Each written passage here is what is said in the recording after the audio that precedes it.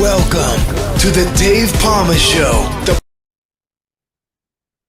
Hi, welcome back to the Dave Palmer Show. And with me in this episode, I have someone who, after a 4 decades long legal career and left law to write books, volunteer, play music and travel, came out with a latest book just before Christmas 2022. It's the third in his legal series starring Josephina Jillian Jones, Free J to her friends.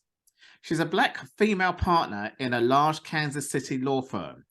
In the latest book, titled Unfair Discrimination, a committee of creditors hires Free J, one of whom is the leader of a white nationalist organization on the government's domestic terrorist list.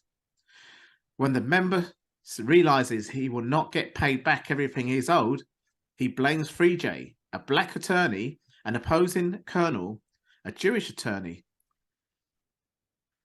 How far will the hater go to get paid back, and what steps will he take to do so in the name of white nationalism? Mark Shaiken, welcome to the Dave Palmer. Sorry, Mark Shaiken, welcome back to the Dave Palmer Show. Thanks, great to be back. Thank you, Dave. Thanks. Yeah. No, so I was just trying to get my dyslexia all organised with just because having a little prompt to have these things, I need to still read a little script every now and then.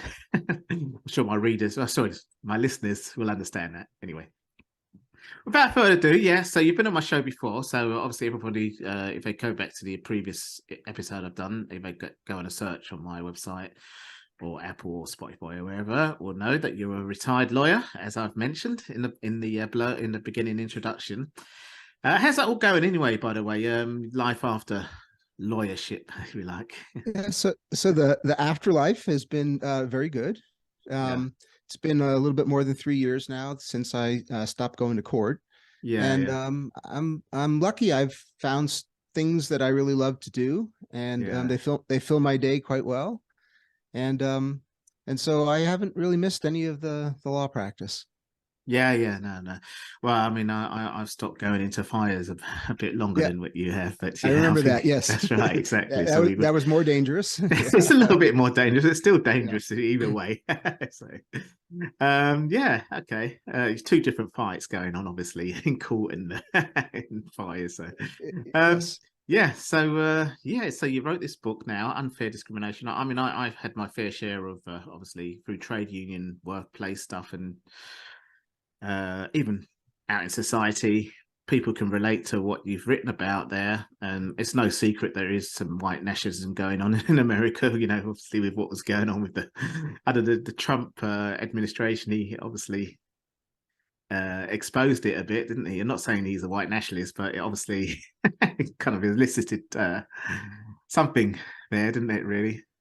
Yeah, whether intentionally or unintentionally, I think that, at least in my view, he gave license to the organizations that form the generic moniker of white nationalism. And whereas they may have been hiding in plain sight before, now they're just in plain sight and not hiding that much.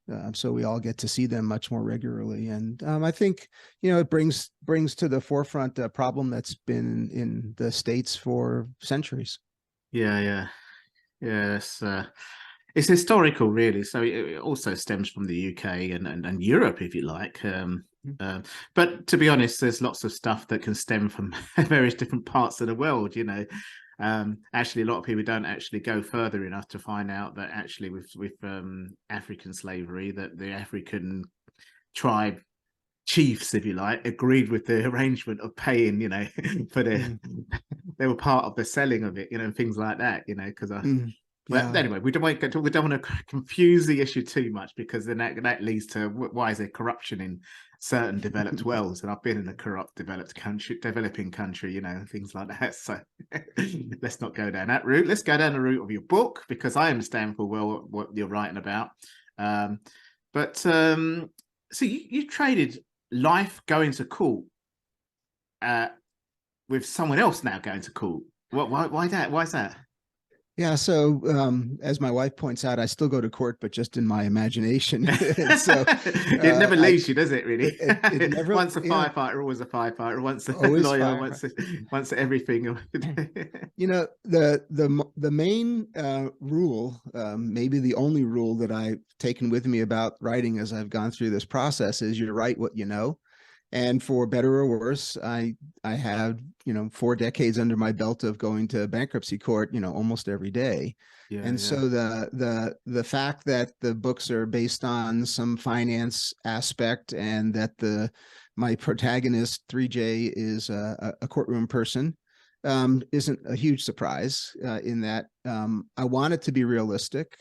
Although I don't want to overload the reader with so much lawyer mumbo jumbo that they hate the first 20 pages of the book and they put it down. So yeah, there is that balance, but it is what I know. And hopefully I've spun a yarn that people find interesting, and the court element to it adds to some of the suspense, I hope. yeah, yeah, yeah. Well, if you don't mind, we'll delve in that book a bit more. Sure. But obviously, we don't want to read. Don't want you to read the whole lot of the book. we don't have time with this show. It's only like 25 minutes left, 20, 25. Obviously, give them a nice little overview for my listeners, so they can go and download the book. Or is it available in bookshops and everything? I'll probably ask you this again later in the show. Yeah, here in the States, it's on Barnes and Noble online. Mm, It's in some of the indie bookstores here in the Denver area. It's right. certainly Yeah. online. It's certainly available at Amazon, who kind of, for better or worse, dominates the book sales market worldwide. So Yeah. it's in the usual places, and the audiobook should be out in about 10 days. So then it'll be on Audible and ACX and Amazon in listening form. And it's self-published, isn't it? It is. Yeah. I wrote 2 books before while I was practicing law. Yeah. And I had a publishing company for each of the books, and I was Your own publishing company. no, Oh, a real you got third taken party. on. Yeah. Yeah, and I was completely spoiled. I had no idea how lucky I was that somebody else would take care of all the editing and the formatting and the Yeah. Yeah. marketing, and all I had to do was write it, and then they sent me a check every quarter. Yeah. Um, when I got to the next phase of my life, by that point in time, the number of publishing companies had diminished dramatically. Yeah. Yeah, To it's mostly going online, isn't it? Yeah, and they've merged or they've gone out of business, and there's really only 5 or 6 of what Mm. used to be 30 publishing companies worldwide Wow. that you could say the name and people knew the name. Yeah. Yeah. And I thought, okay, I'm in my mid 60s. If I try to go find a new publishing company for fiction, I might be 90 before I get a letter back. And I didn't want to do that. So with some trepidation, I decided I would go ahead and learn what one needs to do in order to self-publish. It's actually remarkably easy to generate a book and sell it on Amazon. Amazon makes it so easy for anyone to do. Yeah. So the trick is sort of surrounding yourself with people that are going to do hopefully as good a job as Simon and Schuster or Penguin Books would do. So finding a really good editor, which I have, finding a great book designer, which I have, Yeah. finding Yeah. It's a nice design there. right, and Yeah. finding a proofreader so that it looks like a professional product, because that's what I want it to Mm. be. Yeah. Yeah. Yeah. Yeah. I mean, But, obviously, I self-published a book in right. 2014. It's still obviously being sold now. It's on my website. Mm-hmm. Um, but obviously mine was more of a kind of self-memoir, kind of self-improvement, if you like. It was just Mm-hmm. more of a motivational. I wanted to, just before I retired, like yourself, I was still in the job, but about thinking about what can I do, and I thought, well, one of the things I could do is try and go. I did go into school speaking towards the end of my career. Yeah, I Mm-hmm. thought that's a good idea. Just bring the book along and say, hey, which I do, So that's what the book was for. It was an inspirational, motivational book, and still kind of push that out on my website now, really. But yours is a novel, sorry, a non-fiction, a fiction book. I Yeah, should say. it's a legal thriller, Yeah. with what I hope is an overriding theme that has some relevance to what's going on in the world. Mm-hmm. One of the reviewers said that it was a social commentary buried in a legal thriller, and I guess I'm okay with that. Yeah. It sounds like a movie. It does sound like a Yeah. movie. Yeah. Yeah. And, I'd like it to say something that's relevant for the times. Yeah. Do you think you could do a little book to movie Hollywood Well, my, whatever you my, call gra- it? I can't remember what you call it now, but my grandma would have said, from your mouth to God's ears. But I don't know anything about writing screenplays. I have no yeah, idea it's a how different. one takes a book and then gets it in front of someone that makes movies. Yeah, My suspicion is that you need an agent to do that, which I don't. You're looking at the agent, so I don't. yeah, I yeah, don't.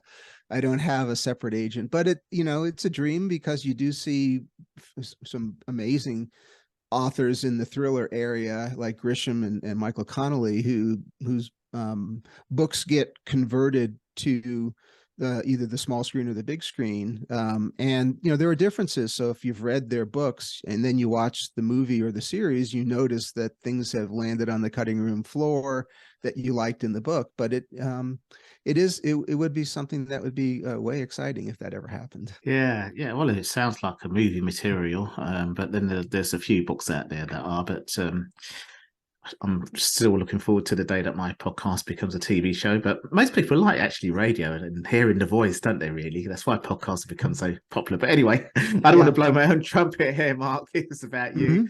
Mm-hmm. So yeah, you started speaking about some of the characters in your book just now. Just one of the characters. What was your decision to create a lead character who is a Black professional woman?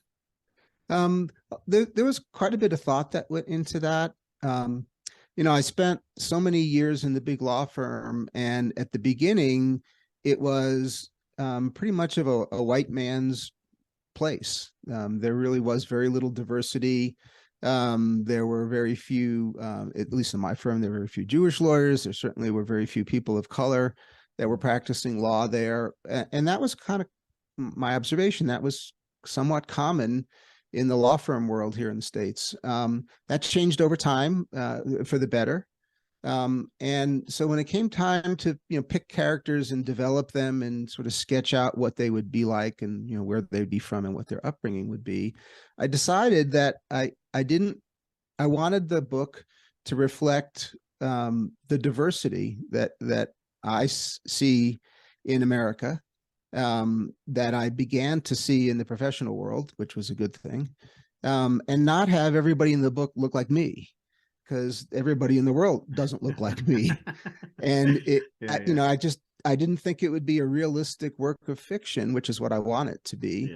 If all of the characters were white people who grew up in Queens, New York, that would be unrealistic and not very interesting. So 3J is Black. She grew up in New Orleans, in the lower Ninth Ward, which is a terribly impoverished part of New Orleans, and took the education train out, and her dad didn't want her to take the graduation train back, and so she sort of forged her own career.